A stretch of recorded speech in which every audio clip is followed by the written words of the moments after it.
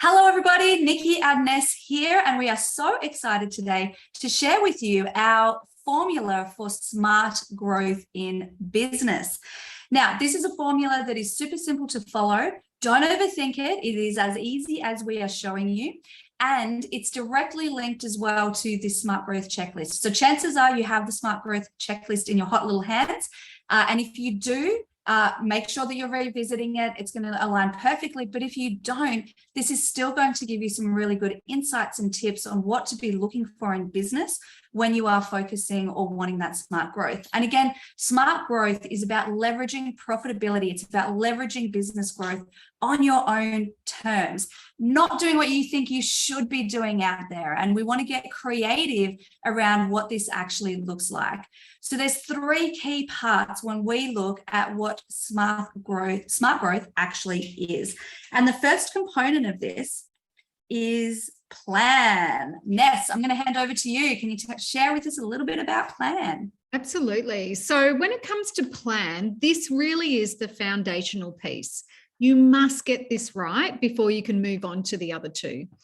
And in your Smart Growth Checklist, what you'll be able to do is have a look at your answers. And by the way, if you don't have one, just hit us up below and we'll make sure that you're looked after. But you look at your answers where you've got no's when it comes to looking at your vision. Your business vision and how that links to your personal vision has to be the starting point. And if you've been in business for a while and it feels chaotic, that's where you've got to come back to. Now, the other part here is looking at what kind of planning are you doing in your business to make sure that you're achieving the goals that you set out. So what we do in our business and work with our clients on is on a 90-day cycle. So what we're checking in is what are we wanting to hit within the next 90 days that takes us towards that vision that we get at the end of that 12 months. And within that, what we want is regular check-ins. So this could be just with you, or it could be with you and your team. Ideally, everyone's very clear on what it is they need to focus on, and you are keeping each other and yourselves accountable to what it is you say you're going to do and hitting those targets that you want to hit. So that's the foundational piece. Love that, Ness. Thank you. Once you have these things in place, you're then able to really have a strategic look at your sales. So another way to look at sales is business growth in your business. And what tends to happen is when people think, or business owners think of sales, they think, I need to get more clients in the door. Sometimes that's the case, but there's a few other things to consider as well. And again, we have got so much of this in your Smart Growth Checklist. So I know we keep banging on about it, but it's such a good foundational resource to see where's the specific gaps within all of these three areas. When we look at sales, I want you to be thinking of, what's the process that I have in business around sales? And processes are things like the end-to-end client journey. Are your clients getting a really consistent, great experience working with you? What are the skills that are in the business to be able to help guide your clients on this journey? Are they all reliant on you as the business owner? Or actually, does sales and business growth still happen even when you're not in the business?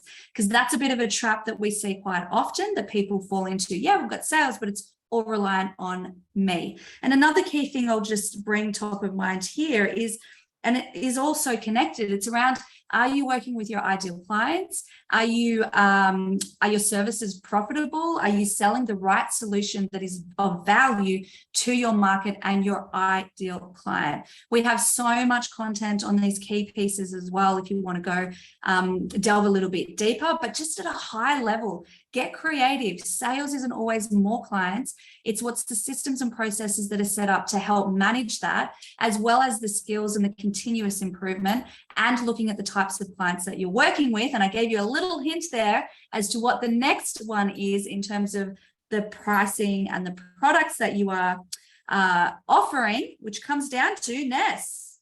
Profit. Now, when we have your planning set and you've reviewed your sales and your processes with that, then it's time to really dig and delve deeply into profit. Now, the key foundational piece here is being really clear on what your cash flow projection is so that you know a minimum of 3 months in advance where you're at as a business. making sure that you can pay for everything, including your team, that you need to in order to be able to keep running. But it's more than this. It's the systems that sit below it.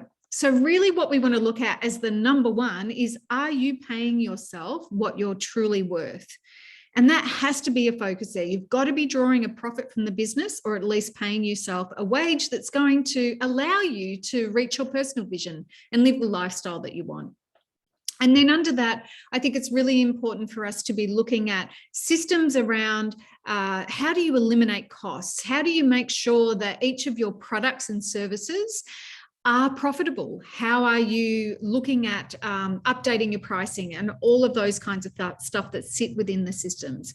But effectively, let's look at your cash flow. Let's make sure you're paying yourself, and then start digging deeper into some of those other cost savings, but also clever ways of making money. I love that, Ness. And when all of this aligns, this, my friends, is when you have smart growth in your business. And we've got a little smiley face here. Now, we promised you the first next step that you can do to be able to move yourself towards this. And of course, we've mentioned a few times, there's the smart growth checklist. There is so many hints and tools and guides in terms of where to look at. But really simply looking at this, listening to what you have, think about it. Is this your entry point? Are you clear on your vision? Can you say it off the top of your head? If we were to ask you today, do you have your business plan? Do you check in regularly?